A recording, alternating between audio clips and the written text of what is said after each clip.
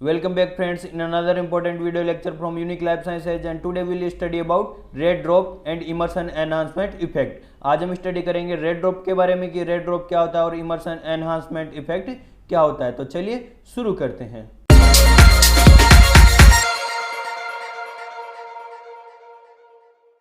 तो देखो red drop study करने से पहले सबसे पहले थोड़ा इंट्रोडक्शन देखते हैं। तो देखो लास्ट वीडियो लेक्चर में हमने स्टडी की थी अब्जॉर्प्शन स्पेक्ट्रम और एक्शन स्पेक्ट्रम के बारे में। तो हमने वहां पर क्या देखा था, in light reaction of photosynthesis pigments absorb light and convert in chemical energy. तो देखो फोटोसिंथेसिस के दौरान क्या होता है, पिगमेंट्स क्या करते हैं, लाइट को ऑब्जॉर्ब करते हैं और इसको केमिकल एनर्जी में कन्वर्ट कर देते हैं। Photosynthesis absorb more efficiently in blue violet and red wavelength of visible light graph called absorption spectra. देखो जब हमने अब्जॉर्प्शन स्पेक्ट्रा और एक्शन स्पेक्ट्रा की स्टडी की थी तो हमने वहां पर देखा था कि जब इसको एक ग्राफ बनाया जाता है अब्जॉर्प्शन के आधार पर और कौन सी वेवलेंथ को यानी विजिबल लाइट की कौन सी वेवलेंथ को वो अब्जॉर्ब करते हैं पिगमेंट्स, यदि उसके आधार पर ग्राफ बनाया जाता है तो अब्जॉर्बेंस के आधार पर हमने जो ग्राफ देखा था तो हमने वहां पर पाया था कि ज़्यादातर अब्जॉर्प्शन कहाँ पर होता है, ब्लू वायलेट रीजन में और रेड रीजन में। तो दो रीजन है, ब्लू वायलेट रीजन और रेड रीजन। तो यहाँ पर इस ग्राफ में भी आप देख सकते हो कि ब्लू वायलेट रीजन में और रेड रीजन में ज़्यादा अब्जॉर्प्शन हो रहा है, तो ग्राफ ज़्यादा है यहाँ पर।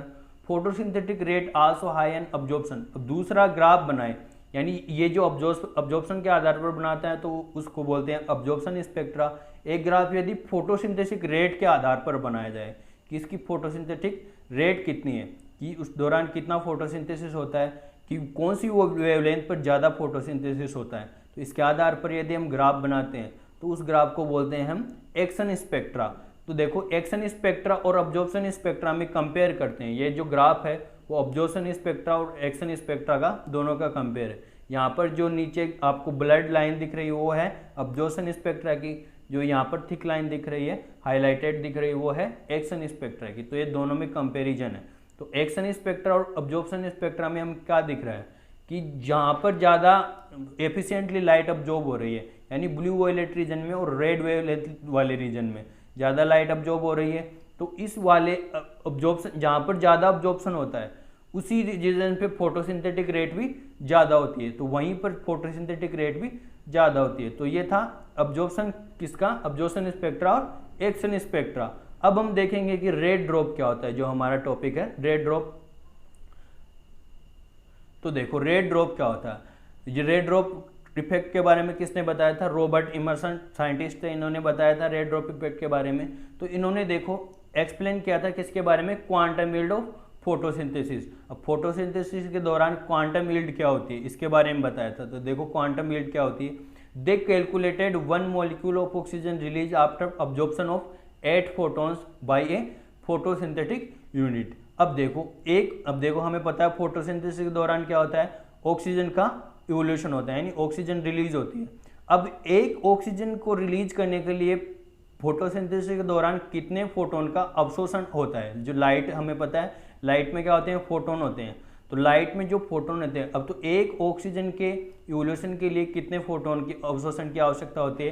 तो इन्होंने बताया कि एक ऑक्सीजन के मॉलिक्यूल के रिलीज के लिए 8 फोटोन्स की आवश्यकता होती है। अब 8 फोटोन्स को कौन अब्जॉर्ब करता है, एक फोटोसिंथेटिक यूनिट। फोटोसिंथेटिक यूनिट क्या होती है, अब देखो जो पिगमेंट्स होते हैं वो एक जगह नहीं पाए जाते हैं, वो ग्रुप में पाए जाते हैं। तो वो ग्रुप बनाते हैं क्लोरोफिल। तो जब बहुत सारे क्लोरोफिल एक साथ ग्रुप बनाते हैं तो हम उसको क्या बोलते हैं, फोटोसिंथेटिक यूनिट या फोटोसिस्टम भी बोलते हैं, जिसके बारे में हम नेक्स्ट वीडियो लेक्चर में स्टडी करेंगे।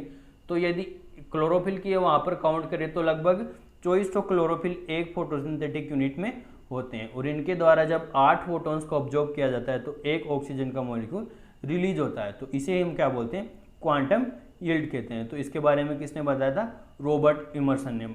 अब देखो जब हमने इससे पहले एक्शन स्पेक्ट्रा और अब्जॉर्प्शन स्पेक्ट्रा के बारे में स्टडी की तो इन्होंने जो क्वांटम यील्ड के साथ एक ग्राफ बनाया और इसको कंपेयर किया किसके साथ, अब्जॉर्प्शन स्पेक्ट्रा के साथ या एक्शन स्पेक्ट्रा के साथ। तो इन्होंने अब जब कंपेयर किया तो इन्होंने क्या पाया, वेवलेंथ के साथ कंपेयर किया तो इन्होंने देखा कि 680 वेवलेंथ तक, 680 नैनोमीटर वेवलेंथ तक तो ये जो ग्राफ होता है इनका कैसा होता है, कांस्टेंट होता है, लगभग कांस्टेंट रहता है। लेकिन 680 के बाद एकदम से क्या होता है, ग्राफ नीचे चला जाता है। तो 680 के बाद में कौन सा रीजन होता है, फार रेड रीजन। तो फार रेड रीजन में ग्राफ एकदम से गिर जाता है, तो इसी को क्या बोलते हैं, रेड ड्रॉप। तो इन्होंने देखा कि जो क्वांटम यील्ड होता है वो एकदम से नीचे गिर जाता है। 680 नैनोमीटर के बाद में अचानक से रेड, ये जो क्वांटम यील्ड होती है यानी वहाँ पर जो ऑक्सीजन इवोल्यूशन होता है वो एकदम से गिर जाता है। इसे ही क्या बताया इन्होंने, रेड ड्रॉप इफेक्ट। अब देखो, they examined action spectra and found quantum yield remain constant up 618 but beyond it far red decline sharply called red drop. ये जो ग्राफ एक गिरता है, तो ग्राफ का गिरना यानी रेड जोन में क्या होता है, ग्राफ गिर जाता है, रेड ड्रॉप। तो आप इससे समझ सकते हो, रेड यानी रेड जोन में, यानी कौन से रेड में, फार रेड रीजन में, और ड्रॉप यानी ग्राफ का गिरना। तो यहाँ पर ग्राफ एकदम से गिरता है यानी ऑक्सीजन का इवोल्यूशन यानी फोटोसिंथेसिस की रेट एकदम से कम हो जाती है।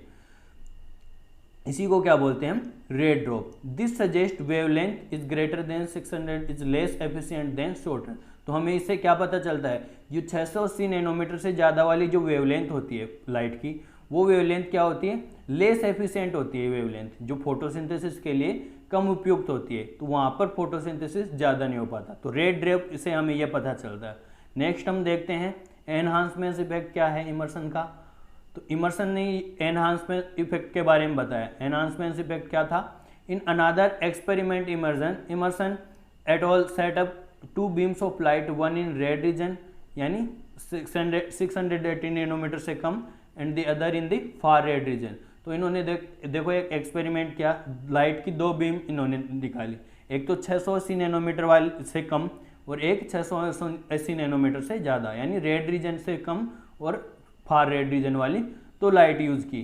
तो इन्होंने एक्सपेरिमेंट किया, तो इन्होंने क्या किया कि जब इन्होंने एक एल्गी को एक्सपोज किया, कौन सी लाइट में, 680 नैनोमीटर कम वाली में, और एक एल्गी को एक्सपोज किया इन्होंने 680 नैनोमीटर से ज़्यादा वाली लाइट में, और एक एक्सपेरिमेंट किया इन्होंने जब दोनों लाइट एक साथ डाली, तो इन्होंने ग्राफ बनाया। तो ग्राफ में इन्होंने देखा कि रिलेटिव इसके बीच में जब इन्होंने फोटोसिंथेसिस में ग्राफ बनाया कि जो रेट ऑफ फोटोसिंथेसिस और इस वेवलेंथ के बीच में ग्राफ बनाया, तो देखो यहाँ पर जब इन्होंने 680 नैनोमीटर से कम वाली ग्राफ वो वेवलेंथ ली तब ये वाला ग्राफ बना, जब 680 से ज़्यादा वाली ग्राफ ली तो ये वाला ग्राफ बना, और जब दोनों लाइट एक साथ डाली यानी बोथ लाइट्स, तो यहाँ पर देखो फार रेड रीजन, सॉरी यहाँ पर तो ये तो है 700 वाली और ये रेड लाइट यानी 680 वाली।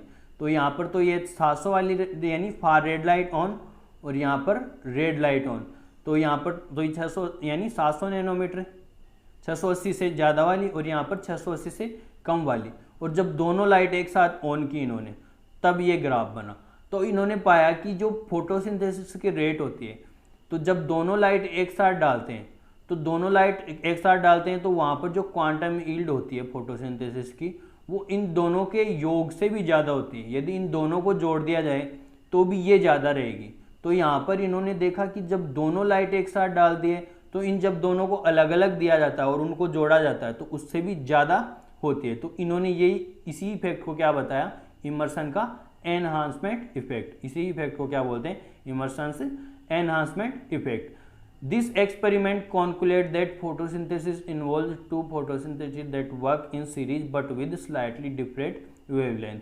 तो इस इफेक्ट से क्या पता चला, इस एक्सपेरिमेंट से क्या पता चला कि फोटोसिंथेसिस के दौरान 2 फोटो सिस्टम यूज में आते हैं। जो 2 फोटो सिस्टम होते हैं वो काम तो एक साथ करते हैं लेकिन एक सीरीज में करते हैं, और वो जो वेवलेंथ को ऑब्जॉर्व करते हैं वो उसमें थोड़ा डिफरेंस होता है। एक तो 680 से कम वाली वो वेवलेंथ को ऑब्जॉर्व करता है और एक 680 यानी 700 नैनोमीटर वाली वेवलेंथ को ऑब्जॉर्व करता है। तो इससे पता चला कि फोटोसिंथेसिस में 2 फोटो सिस्टम होते हैं जो अलग अलग वेवलेंथ पर काम करते हैं। तो इस इमर्सन के एनहांसमेंट इफेक्ट के बारे में हमें क्या पता चला कि जब दोनों प्रकार की लाइट एक साथ दी जाती है तो जो ग्राफ बनता है वो दोनों को अलग अलग देने वाले से भी ज़्यादा बड़ा बनता है, यानी फोटोसिंथेसिस की रेट डबल से भी ज़्यादा हो जाती है। तो इसी को बोलते हैं इमर्सन इफेक्ट। तो ये था इमर्सन इफेक्ट। आई होप ये वीडियो लेक्चर आपको अच्छी तरह समझ में आ गया होगा। यदि अभी भी कोई डाउट है तो आप कमेंट करके पूछ सकते हैं। यदि आपको ये वीडियो लेक्चर अच्छा लगा तो वीडियो को लाइक कीजिए। यदि चैनल पर नए हैं तो चैनल को सब्सक्राइब कीजिए तो मिलते हैं नेक्स्ट वीडियो लेक्चर में, तब तक के लिए धन्यवाद। जय हिंद, बाय।